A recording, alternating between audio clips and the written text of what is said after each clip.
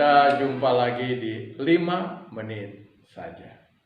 Di sebuah negeri hiduplah seorang kakek, nenek, dan beberapa orang cucu.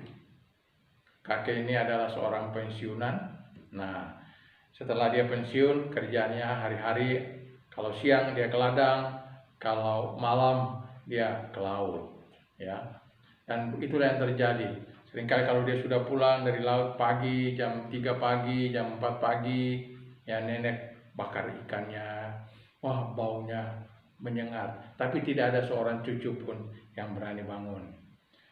Suatu hari, seorang cucu laki-laki namanya Albert ya memberitahukan sang nenek, "Nek, nanti kalau kakek pulang dari laut besok pagi, kalau nenek lagi bakar ikan, kalau saya batuk,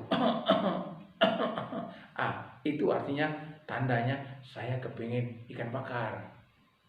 Jadi dia hanya mau batuk saja, nenek harus tahu.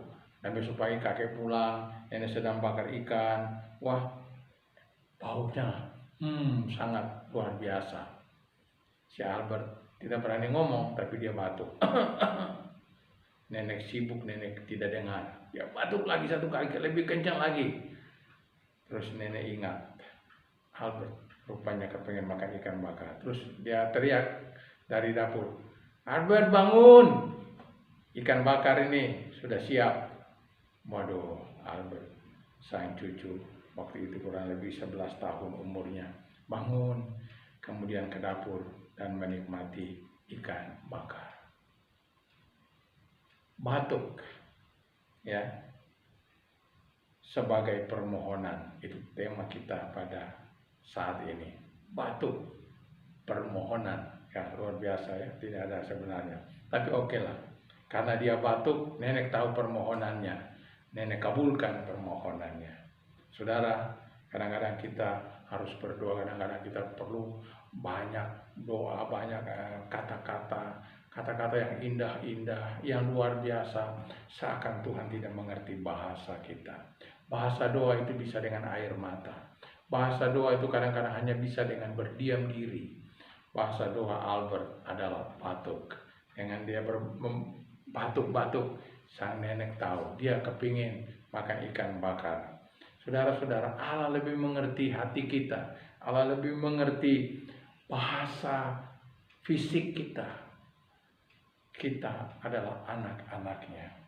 Itu sebabnya dalam Roma pasal 8 ayat 26 dan selanjutnya mengatakan, "Demikian juga Roh membantu kita dalam kelemahan kita, sebab kita tidak tahu bagaimana sebenarnya harus berdoa. Tetapi Roh sendiri berdoa untuk kita kepada Allah dengan keluhan-keluhan yang tidak terucapkan. Dan Allah yang menyelidiki hati nurani mengetahui maksud Roh itu, yaitu bahwa Ia sesuai dengan kehendak Allah berdoa untuk orang-orang kudus." Bapak Ibu Saudara sekalian, kita bersyukur kalau Albert ada nenek untuk mengabulkan keinginannya. Kita ada Roh Kudus. Roh Kudus yang kadang-kadang harus berdoa ganti kita. Kadang-kadang kita tidak tahu karena berat beban, berat masalah. Kita tidak tahu mau mengatakan apa kepada Tuhan. Tetapi Roh Kudus akan menolong kita, saudara. Berdoa ganti kita. Itu sebabnya marilah kita tidak perlu putus-putusnya berdoa. Kita tetap berdoa. Tidak butuh kata-kata yang indah. Albert hanya batuk saja, dia dapat ikan bakar.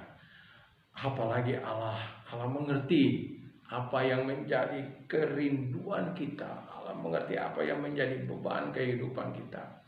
Mungkin hanya dengan tetesan air mata saudara. Tuhan pasti tahu apa yang saudara perlukan.